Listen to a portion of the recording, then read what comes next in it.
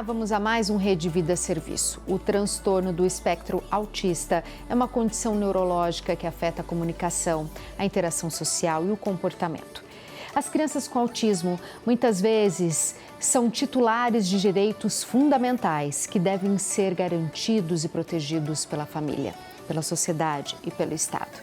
A garantia dos direitos da criança com autismo é fundamental para o seu desenvolvimento integral e para a sua inclusão social. É preciso que a legislação seja efetivamente aplicada e que a sociedade se mobilize para combater o preconceito e garantir que todas as crianças, independentemente de suas necessidades, tenham as mesmas oportunidades de viver com dignidade e exercer seus direitos.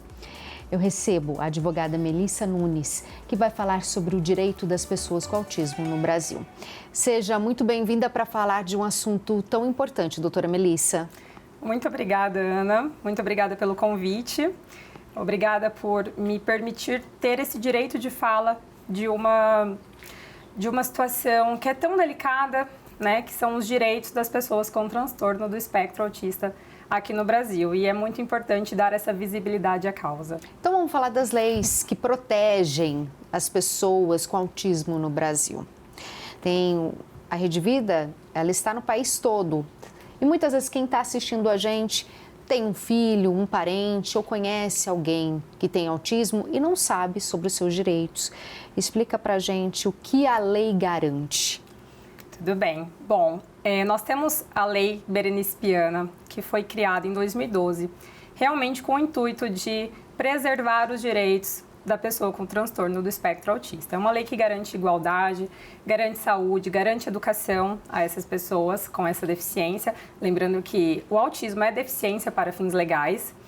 E nisso acaba garantindo ali em cada aspecto da vida do ser humano um direito diferente. Então, no aspecto da saúde, por exemplo, a pessoa com transtorno do espectro autista, ela tem o direito ao tratamento precoce, ao diagnóstico precoce, já que muitas vezes muitos profissionais se recusam realmente a fazer esse tratamento, esse diagnóstico, né, de forma precoce, que é o que facilita realmente no desenvolvimento dessa pessoa, na independência dessa pessoa, já que quanto mais cedo o diagnóstico, melhor vai ser aí a condição de vida dessa criança, até pelo período de neuroplasticidade da criança. Nós temos esse período de neuroplasticidade a vida toda, mas na infância ela é muito mais importante, por isso a importância desse tratamento. Então, no âmbito hoje da saúde, por exemplo, no plano de saúde, né? O plano de saúde é algo também que é tão temido aí por esse meio das pessoas no transtorno do espectro autista, porque muitas vezes elas têm os seus direitos negados ao tratamento, a medicamentos. E a lei, ela prevê, sim, que o plano de saúde deve fazer a liberação desses tratamentos, desses medicamentos, sem limitar quantidade de horas, sem limitar as terapias. Hoje nós temos aí um rol que o plano de saúde julga ser taxativo, né, que é o rol da ANS, da Agência Nacional de Saúde. E a lei, ela a jurisprudência, na verdade, os juízes já têm outro entendimento. Já tem um entendimento de que esse rol, ele é exemplificativo. Ou seja, conforme a medicina vai avançando, é necessário abranger outros tratamentos para o autista. Então, a gente não pode se limitar ali naquele rol, naquela quantidade de tratamentos, naquela especificidade de tratamentos, tá? Então, conforme surgir outros tratamentos e a necessidade da criança voltar para ele, é necessário, sim, fazer a liberação, sem limitar quantidade de horas e sem limitar esse tratamento. Medicamentos de alto custo, a mesma situação. Então, hoje em dia, muito fala também sobre o canabidiol. Canabidiol é um medicamento de alto custo, muito utilizado por pessoas do transtorno do espectro autista. Ele é um tratamento muito importante e muito negado também, tanto pelo plano de saúde quanto pelo SUS. Então, também é um direito aí dessa pessoa com um transtorno do espectro autista a parte de medicamento de alto custo, tanto o plano de saúde quanto o SUS. O que acontece pelo SUS, né? Qual que é a dificuldade hoje que a pessoa tem pelo SUS? Filas imensas. Então, muitas vezes tem o tratamento, mas você fica numa fila por meses, por anos para conseguir esse tratamento. E aí os pais optam por não fazer esse tratamento, porque não tem condições, optam não, né? Até são porque obrigados. são obrigados a não fazer esse tratamento ou se endividar, fazer empréstimos para conseguir fazer esse tratamento no particular ou contratar um plano de saúde mesmo sem condições financeiras. Então, hoje o grande problema do SUS também é essa questão das filas imensas que dificultam o acesso a esse tratamento. Doutora Melissa, lá no comecinho da sua resposta, você me disse que é garantido por lei o diagnóstico. Quanto antes, melhor para o desenvolvimento dessa criança. Mas sabemos que muitas vezes o diagnóstico para o espectro do autista é muito difícil de ser dado. Ele precisa de passar por vários procedimentos, processos. Como esses pais que estão em dúvida e suspeitam que essa criança se encaixa nesse espectro, podem procurar a lei para exigir que esse diagnóstico seja feito para sim poder cuidar de forma adequada do seu filho? Muito bem. Se depende da situação, né? Se for pelo SUS ou pelo plano de saúde. Pelo SUS, como eu disse, tem essa questão da fila, da demora, até para você agendar o profissional. Então, muitas vezes os pais optam também por judicializar esse pedido por judicializar esse pedido de médico, né, de ter acesso ao médico que vai dar esse diagnóstico, porque hoje nós temos o neurologista, o psiquiatra, que pode dar esse diagnóstico, né, para fins legais, porque assim, para fins legais nós precisamos de um laudo médico. Então, sempre que nós falamos, olha, vamos exigir um tratamento, o diagnóstico tem que vir de um médico. Mas, na prática, normalmente, é um psicólogo, né, um neuropsicólogo que costuma fazer essas sessões aí para fazer o diagnóstico. Então, os pais devem procurar esse neuropsicólogo, procurar, às vezes, o próprio pediatra da criança que o acompanha, direciona para o profissional ali específico dar esse diagnóstico. E o plano de saúde também acaba dificultando, né, às vezes, esse acesso a esse profissional e também é necessário judicializar. Infelizmente, tudo o que é negado, a única saída é a judicialização. Então, se os pais não estão conseguindo acesso ao profissional adequado para conseguir esse tratamento, para conseguir esse diagnóstico, é necessário judicializar e fazer o pedido via judicial. Depois do diagnóstico, a luta para o tratamento. Então, se não conseguir as terapias, que são várias, doutora, que estão disponíveis e que estão em lei de garantia para essa família, sim, se não conseguirem também entrar atrás de um advogado e procurar os direitos por lei. Sim, são muitos tratamentos, tá? Hoje, o principal tratamento ele é feito pelo método ABA e assim, nós abrange inúmeros tratamentos como psicólogo, fonoterapia, hidroterapia, ecoterapia, musicoterapia, nutrição, enfim, terapia ocupacional, são inúmeras terapias aí que uma criança hoje precisa para o seu desenvolvimento, que esteja aí no transtorno do espectro autista.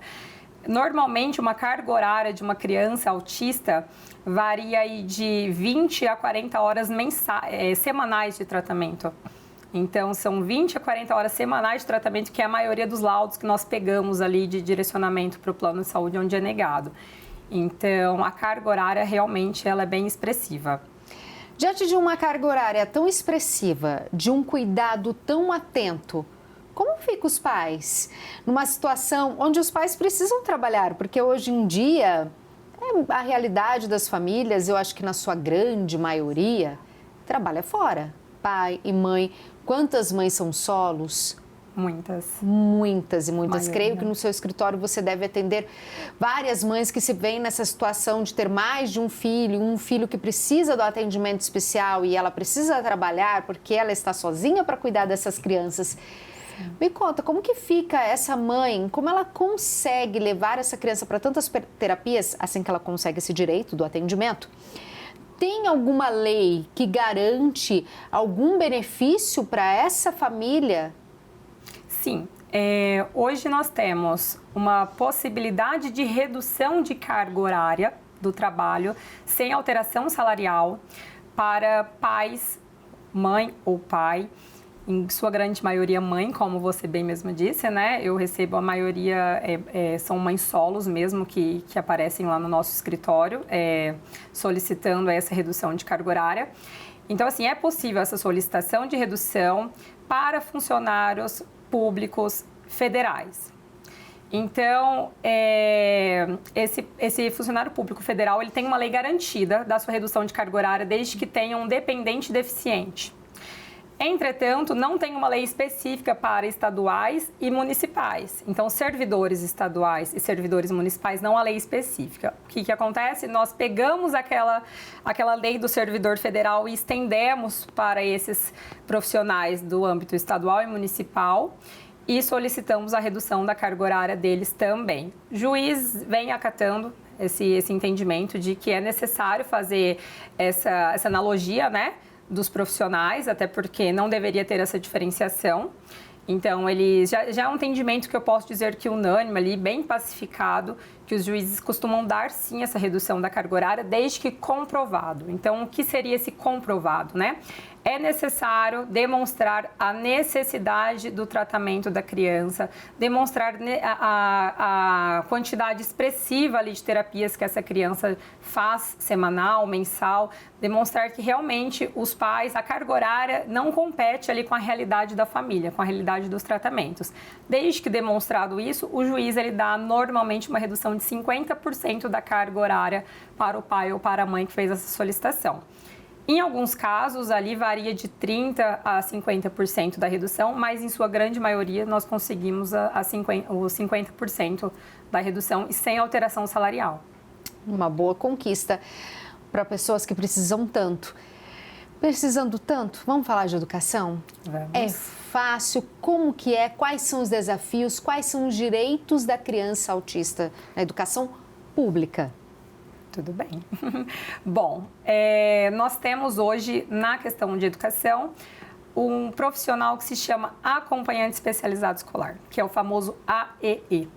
Esse profissional tem previsão legal para a liberação dele para pessoas, crianças, né, no espectro autista, que precisam de um acompanhamento pedagógico em sala de aula. Então, essas crianças que, desde que demonstrado a necessidade, como eu disse, através de um laudo médico, né, tudo tem que ser através de um laudo médico, que o médico informe a necessidade dessa criança, desse profissional, para aprender a ler, escrever, se sentar em sala de aula, participar de uma roda ali de leitura, enfim, números, cores. Então, desde que demonstre a necessidade dessa criança, desse profissional, para ter este profissional, é possível sim fazer a solicitação desse acompanhante especializado, mas não apenas em escolas públicas, mas sim em particulares também. Mas o custo não é da família? O custo é total da escola. Particular então, ou pública? Isso, a escola ela é obrigada a fazer a contratação desse profissional, independente de ser pública ou particular, que é um profissional voltado totalmente para a área pedagógica da criança, diferente do acompanhante terapêutico, que é o famoso AT. São profissionais que atuam aí em relações diferentes com a criança, né? Como eu disse que o acompanhante especializado, ele atua na parte pedagógica, o acompanhante terapêutico, ele atua mais na questão comportamental, emocional da criança. Então, crises momentâneas em sala de aula, ajudar a socializar com outras crianças, compartilhar brinquedos, enfim, tudo que é comportamento da criança é o que o acompanhante terapêutico lida, que em sua grande maioria são psicólogos. Então, não se limita apenas a psicólogo, acompanhante terapêutico, mas devido a essa questão de sensibilidade, de ser parte comportamental, em sua grande maioria são psicólogos. No seu dia a dia, você observa, na conversa com os pais, que as escolas, elas estão preparadas para receber as crianças que estão dentro do espectro autista? Não. A inclusão ainda é algo bem distante, muito lindo na teoria e muito pouco praticado. Então, os profissionais não só da escola, hospitais, redes públicas, privadas, enfim, não estão preparados para receber, para atender pessoas no espectro autista. As pessoas ainda estão bem limitadas, mas hoje eu enxergo que a causa tem ganhado uma visibilidade um pouco maior, que as pessoas estão estudando um pouco mais, buscando entender um pouco mais e se especializar. Então, é o que eu prefiro acreditar, na verdade. Eu gosto de acreditar que as pessoas estão buscando mais estudos aí para poder ter um atendimento melhor, mais humanizado. Melissa, as escolas, elas podem se negar a receber os alunos no espectro autista? Não, uma matrícula nunca pode ser negada, independente da condição da criança. Então, uma criança autista, né, uma criança deficiente, não pode ter a sua matrícula negada, até por questão de discriminação. Isso se encaixaria numa questão de discriminação. Então, uma mãe que possa ter ocorrido um episódio desse, ela tem um direito, sim, à matrícula. Sim. E a matrícula, essa criança, ela tem direito a uma vaga, por exemplo, se está numa disputa com uma outra criança, ela tem a preferência? Ela tem direito à vaga, sim. E, como eu disse, se encaixaria como uma discriminação fazer a negativa dessa matrícula dessa criança, seja em escola de rede pública ou de rede privada. Nós vemos muito isso acontecendo principalmente em rede privada. Como eu comentei com você sobre a obrigação da escola em contratar um profissional de apoio, né, que é o acompanhante especializado, tem escolas que se negam a fazer a matrícula, particulares que se negam a fazer a matrícula porque sabem que terão ali talvez um custo que também nem sabe se vai ter ainda, né? Depende da situação ali da criança na escola, se vai necessitar desse profissional. Não é algo que somente pela questão da criança ser autista que ela vai necessitar desse profissional. Então, muitas escolas acabam se negando sim, ou então aumentando o valor da mensalidade de forma absurda, fazendo uma diferenciação entre a mensalidade de outras crianças. O que é o benefício de prestação contínua? É isso? Isso. Eu pesquisei no Instagram da doutora Melissa, que atua em prol do benefício das crianças autistas. Explica pra gente. Bom, o BPC, que é o benefício de prestação continuada, né, que é o famoso LOAS, ele é um benefício assistencial, um benefício do governo, que prevê um salário mínimo para a pessoa que comprove ser deficiente e baixa renda.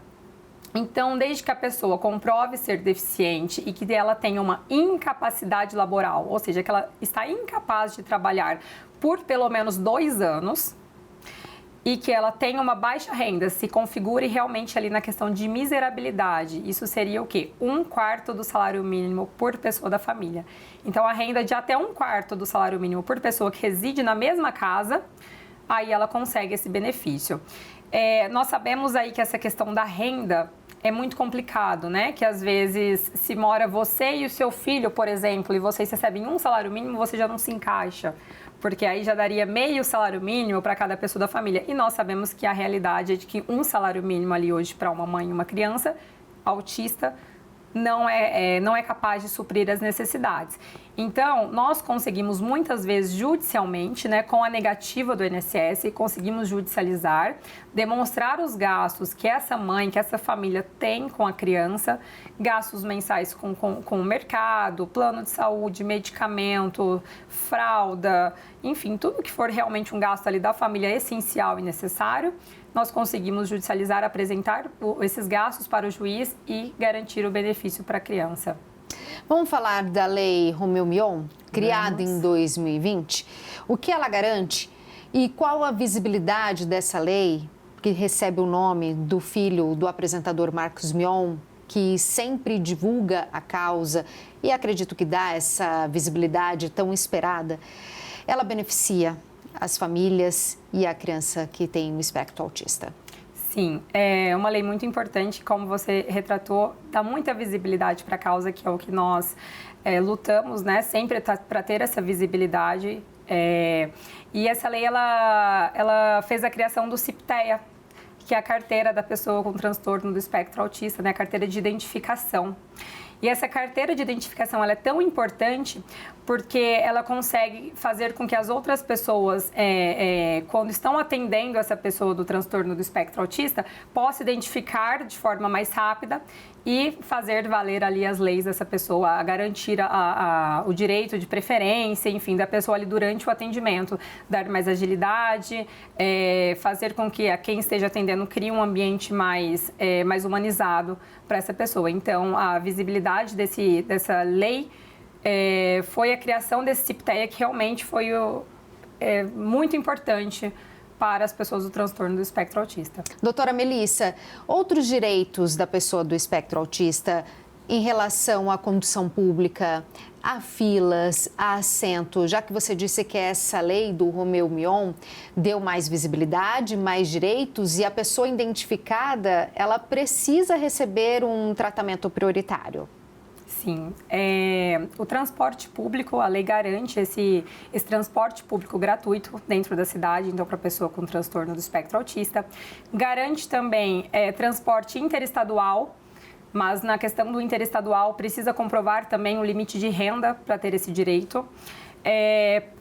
Filas preferenciais, então da mesma forma que um idoso, uma gestante tem direito a essa fila preferencial, o autista também tem, da mesma forma, e não tem, muitas pessoas falam, mas o idoso tem uma preferência da preferência ali para... Não, é tudo igual. Então, a fila preferencial, o assento preferencial é igual para a pessoa do espectro autista, tanto quanto para as outras pessoas que também são beneficiadas desse...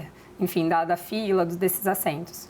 Você acredita que as leis que beneficiam as pessoas com espectro autista, elas são bem divulgadas? Os familiares, eles sabem efetivamente dos direitos que eles têm? Não. Muitas vezes, muitas mães me procuram justamente para fazer um bate-papo e entender melhor ali o que garante a lei para o filho, né?